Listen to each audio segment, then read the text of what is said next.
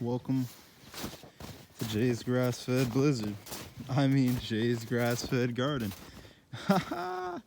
We got hammered up here. I would say it's definitely more than 2 feet, 3 to 4 feet in some places with the snow drift. Whew. Trying to see if you can see me stomping through this hot snow. I know it may still kind of be hard to tell, but maybe you'll be able to tell once we get out there. All those trees in the back, see all those? Those are all pine trees, completely bent over from the weight of the snow. They'll pop back up though. And yeah, it's about a week out from spring, and I was really hoping the snow was gonna melt, but that's probably gonna be at least 2 weeks out. So what I wanted to document is, 1, what the garden looks like. 2, when was the last time that we got this much snow in March? And when was the last time we got this much snow, period? So here we are, we made it. As you can see, I got all of the tunnels nice and cleaned off, and they survived once again. But surrounding the tunnels, I now have it's actually kind of like a nice little couch right here. I now have a Jay's grass-fed snow fort. And so here's first bed, second bed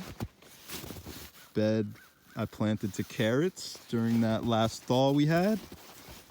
Fourth bed, fifth bed completely covered, and then yeah, everything else is completely covered. So the last time we had this much snow in the town that I live in, Bennington, was December 2020, like right after Christmas. We got like 3-foot storm. And the last time that southern Vermont seen this much snow in March was my first year up here, 2018 March. We got 80 inches over a half hour over the mountain.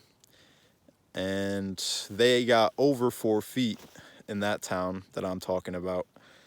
So that's just a little record documentation recording of when the last big storms like this were. And you get to see, well, if I didn't have these tunnels up, you know, it's a common theme, but I would be beat right now, you know? So with these tunnels, I was still able to get my first direct sowing of lettuce in, my first direct sowing of turnips in, and like I've already explained in previous videos, everything that's resprouting in there, and the onions and so on and so forth. So there's not much really else I can say about this, is that besides there's a lot of snow and garlic coming up. But besides there being a lot of snow, I just gotta wait for it to melt. There's so much reflection and glare from the snow and the sun, so I don't even know if you're even really able to see this, but it's a pretty high amount of snow now barricading in the garden. And yeah, but I'm really happy because it's nice to stay committed to something and see it through completely. So I've been coming out here all winter, cleaning off these tunnels, and I can say that they stood up to every single bit of weather that we've had the entire winter. And I'm gonna make a part 2 video right now describing what my plans are for the 2024 winter growing season. So if you have any interest in that, I'll link to that video here. And everybody have a great day. Much love, Wholeness. If you got a whole bunch of snow and you were planning on doing spring planting, don't let it get you down. It's still right around the corner. This stuff is gonna melt quick. So one love, Wholeness. Thanks for everyone's support.